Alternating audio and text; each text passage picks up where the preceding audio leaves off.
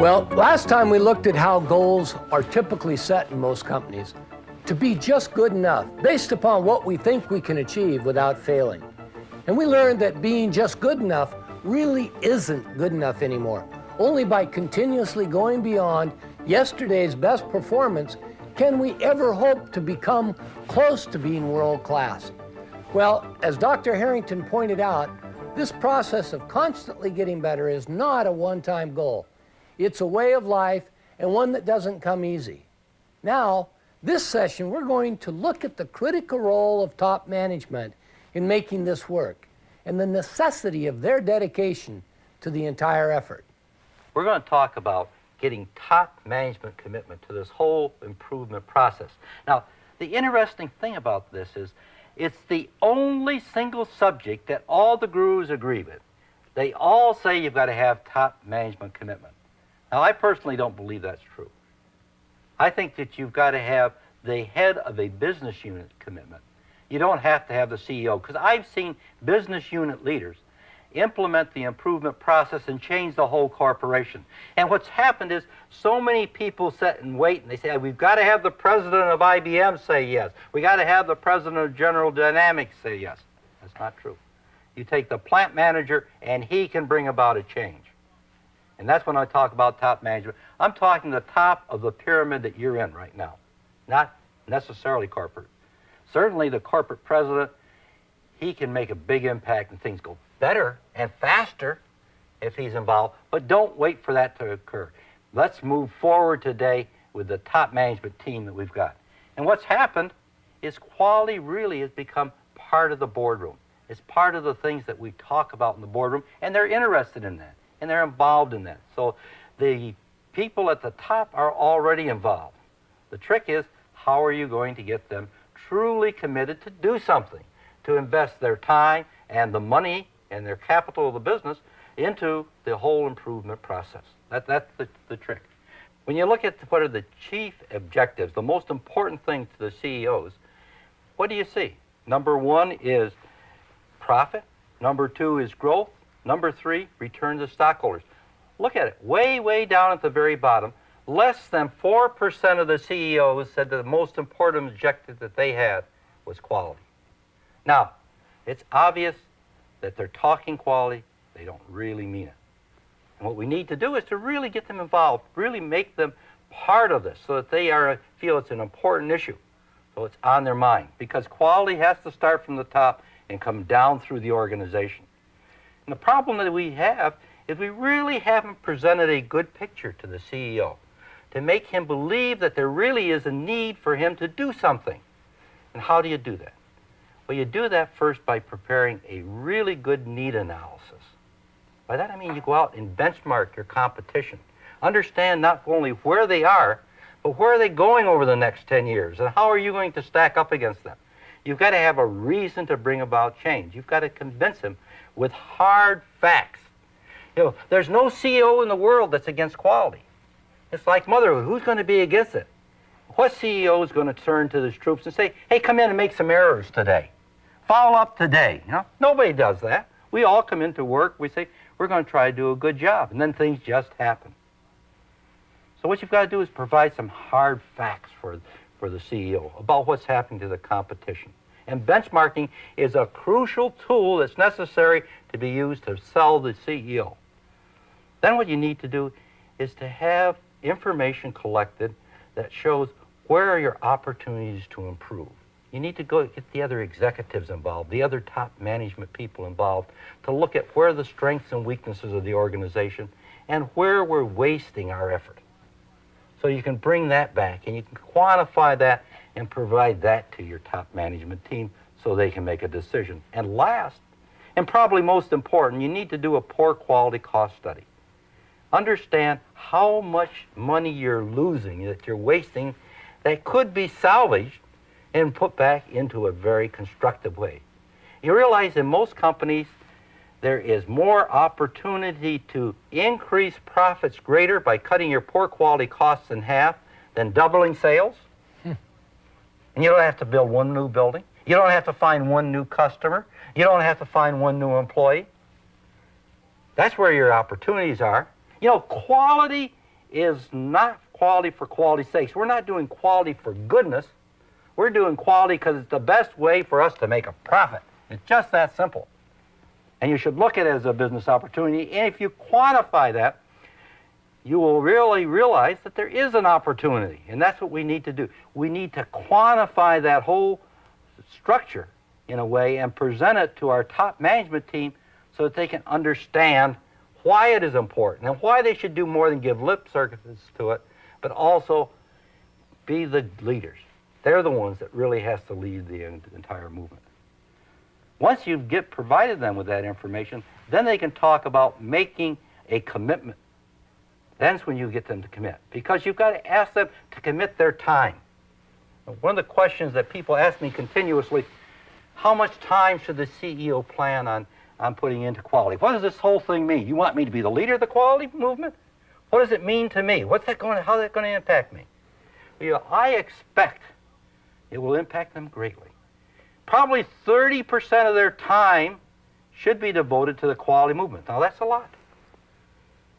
And if you think that you're already dedicated to quality, what you need to do is go back and look at your schedule book. You look at your schedule book for last week and go down through and see how much time you spent dedicated to improving the quality of your business. And then make sure that next week it reflects that 30% quality orientation. I consider that every issue I work on is related to quality, either in strategic development or sales, marketing, finance, manufacturing issue, or staffing. It's quality always come to as a number one issue in my mind. But on more specific production and quality type of issues, I probably spend about 25% to 30% of the time in reviewing the quality data, in helping our manager allocating the resources in the quality and production area, and also help our people to get the right tools and the right the people to get the job done.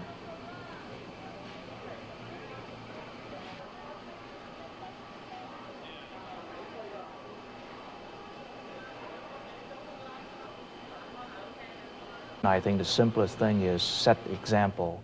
For example, on a weekly basis, I sit in our weekly quality review meeting Wednesday morning at 7 o'clock.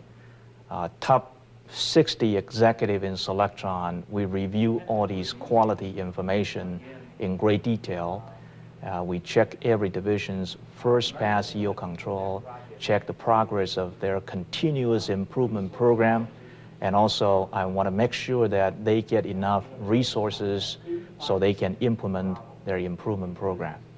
In addition, I think the leadership really come in the sense that we provide adequate resources allocated in the production and quality area. One of the major problems, I think, in this country is that most of the CEOs come from sales and marketing and finance background. They don't have true understanding and appreciation on the quality and manufacturing issues.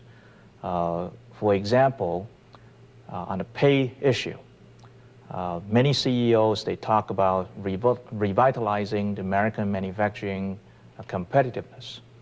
But today, the fact is, the pay for manufacturing and quality assurance people is still about 30% lower than marketing, sales, and finance executives at equivalent position.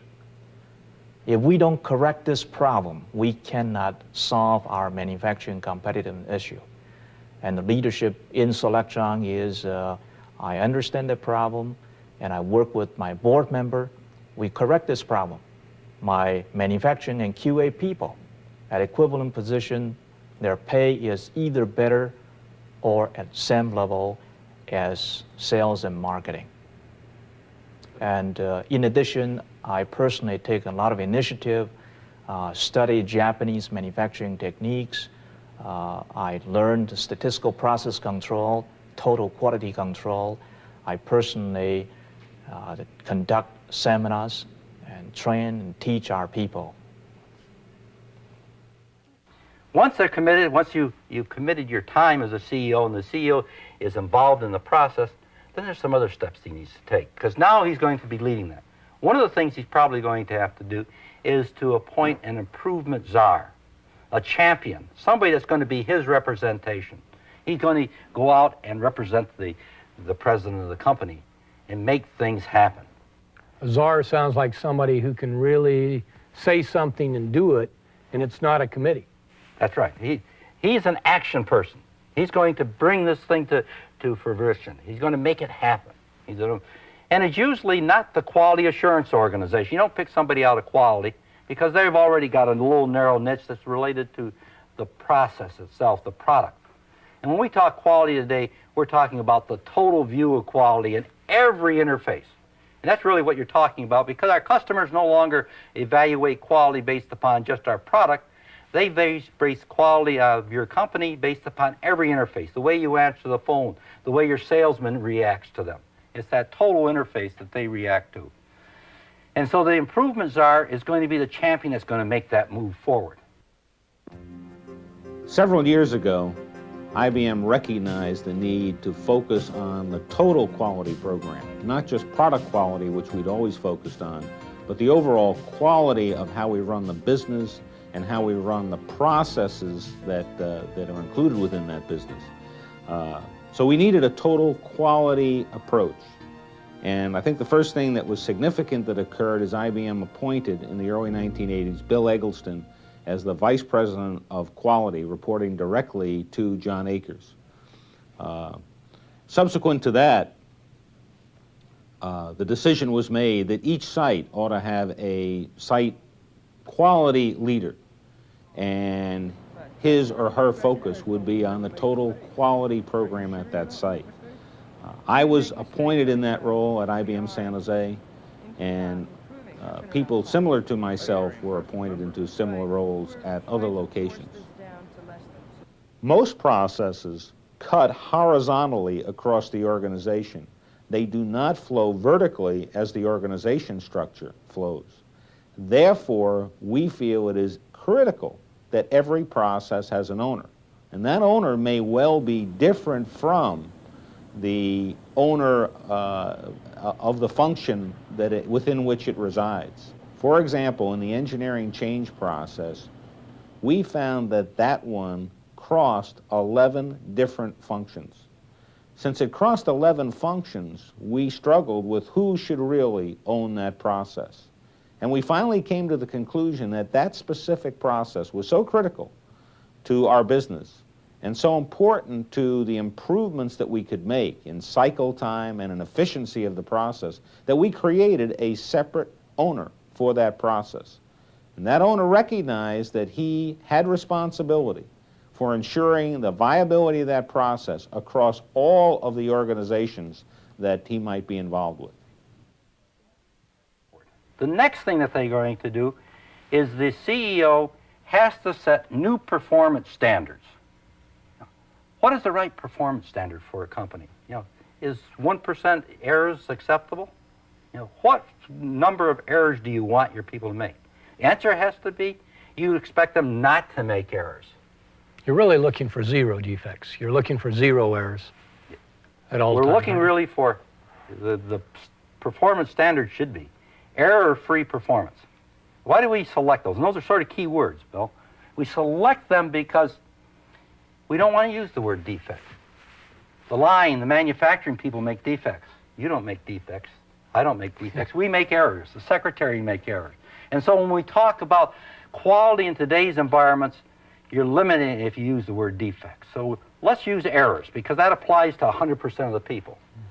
And we're looking for error-free performance. We expect you to perform error-free continuously. Now let me talk to you and give you an experiment that will show you that that really is possible. What I'd like you to do is to write your name. Now that's a nice, simple experiment, right? Right. Okay, now here's the instructions. When I say go, I would like to have you write your name in the air. You write your first name, your middle initial, and your last name. And when you get through, raise your hand. Now, don't start ahead of me now. I want to repeat that because I don't want you to make any errors. Mm-hmm. Okay, when I say go, write your first name, middle initial, and last name in the air using your index finger of your hand. And when you get through, raise your hand. Got it? Sure. Ready to go? Sure. Okay, let's go.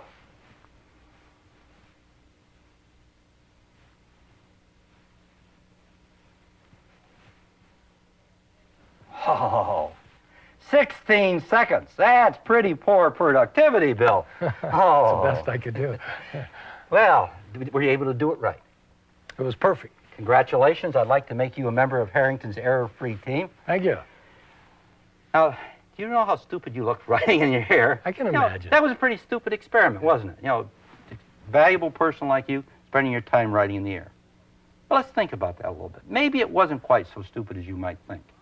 Because what we did is provided you with the 3 T's that is absolutely essential for management to apply to the employee so that he can do error-free work. T number 1, you had the training.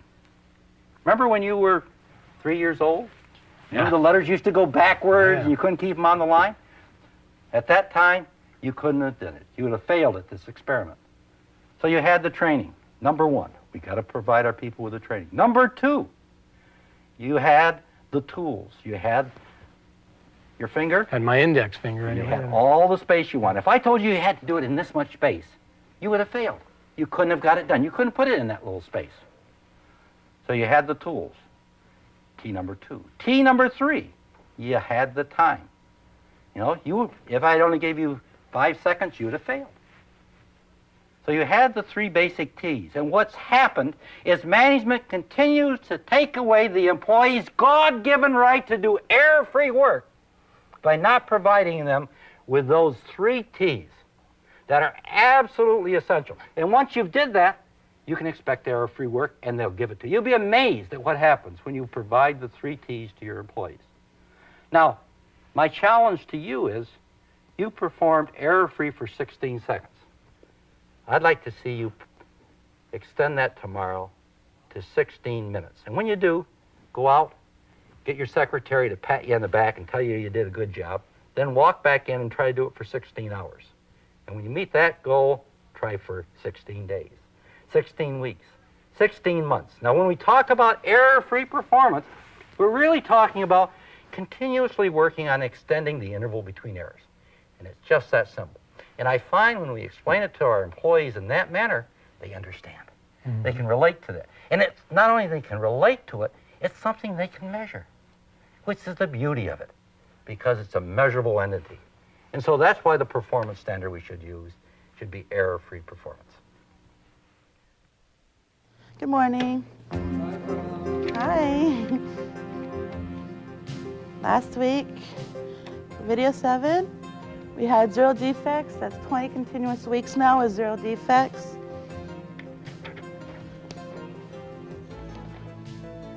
For Hewlett-Packard, we've now had 10 weeks of continuous 0 defect.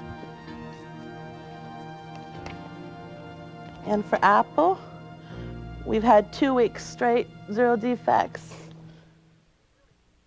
Once you've set that, we really have to go 1 step farther. You need to have a quality policy. And that has to come down from the very top. We have, as a corporation, adopted a new corporate policy statement, which, of course, is signed by our president. And it's been put out, posted on all the bulletin boards throughout the plant, both at this size and in a larger size. And it reads, the objective of USS POSCO is to produce and provide products and services of the highest quality In all of our activities, USS POSCO will continually pursue goals aimed at exceeding the expectations of our internal and external customers. These results will be derived from the individual and collective efforts of each employee. We have issued a total quality policy here in the company, and the reason is that communications are very important, and you need to make sure that all the people in the company understand where you're going. And so it's important that you put something out so that people can look at and understand that this is our policy. Our policy is a total quality policy. We want to get good quality out into the marketplace. If a piece of equipment is not operating the way it should operate, we should stop the piece of equipment, fix the problem so that we don't have to put poor quality material out to our customers. That's our policy. Our policy is to look at internal quality of how we do things here. We need to refocus our efforts and not just deal with errors, but deal with the reason why those errors are occurring and fix them. We need to look at the overall quality of our company from start to finish and sort of in a total quality approach and do things much better, much more efficiently. And the purpose of our quality statement is to get that message across to all the people in the plant so that they're able to understand it, see it in print. If they have any questions on it, we talk about it. We refer to it a lot to keep it in their focus all the time. In September 1988, John Akers issued a new corporate policy on quality. It wasn't really a change, more a reiteration of what our philosophies and our policies had been over the last 75 years. But it was important, I think, to the company and to its employees that these statements be reiterated. And let me just quote one or 2 points. The first 3 words of that letter say, IBM means quality. Very succinctly, very simple, but IBM means quality. And finally, Mr. Akers says in closing, quality is not an option or a luxury, and it's not the province of engineering or manufacturing or service or marketing or administration. Quality is everyone's job. And the last thing that we're looking at is establishing some measurement system that will be the benchmark to get us started. This is the first step in our improvement process. So we want to set our measurements at this point in time so that we'll be able to look back 3 years from now and say, what did we accomplish? So those are the things that we need the leadership from top management from. A good quality policy would read something like, we will deliver error-free competitive products and services on time to our customer that meets their needs and expectations. Now, Bill, this is the big Q to quality, not the little q. You know, we've been thinking of quality of performance all along. And this is the big Q. Today, you've got to have the big Q of quality. You've got to have quality of schedule, you got to have quality of price, and you got to have quality of performance. You got to have all 3 or you have nothing. So when we think quality, we're talking about that big Q approach to quality. And that's an important facet in our new thinking pattern. But what's the good of having the very best product, the perfect product, if it can't get it to their customer when he needs it? It's like the baker. He spends all night cooking this beautiful pink and white wedding cake. You know, it's the best thing he's ever created. It is magnificent. You know, this is his ultimate creation with a beautiful bride on top. But if it doesn't get there? Yeah. So what does he do? In comes the delivery man, and he says, come on over, Joe, look at this. Look at it, isn't this beautiful? Yeah, yeah. He says, not going to let you take it. I'm not going to let you take it because it might get banged. So I'm going to get in the back of the delivery truck, and I'm going to steady it and make sure. And by the way, go 2nd Street, because 1st Street has got some bumps in it, and they're tearing it up. And they carefully take that cake, and they take it down to the house and deliver it. Go up, and they ring the doorbell, and the woman comes to the door, obviously the bride's mother. I say, here it is. Do you like it? She looks at it, and she says, it's lovely. Too bad the wedding was yesterday. And that's it. If you don't have schedule, you don't have quality. So we're really talking about the big Q of quality. The other thing that's important in that particular example I gave you was expectations. If you think about quality, quality in the 60s was conformance to requirements. Whatever the customer said, as long as it met the spec, that's good enough. And this evolved probably into the 80s to the point that really Quality is more than meeting requirements.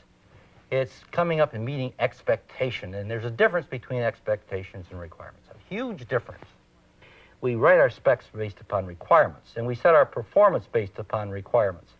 And when you meet requirements, you don't get complaints, but you don't win loyal customers. You only win loyal customers when you provide them with surprisingly good product and service. When they come out of that experience with you with the feeling, hey, this was something special. That's what you tell me. I needed something special. So you've got to do more than meet requirements. It's the expectations you got to fulfill.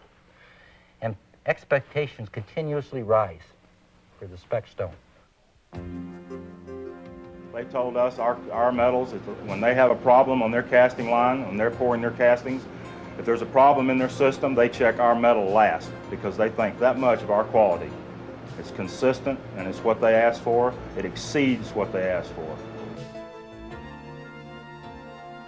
We're going to break for a short period of time. And what I want you to do is address your company's quality policy. And if you don't have one, we're going to help you develop one.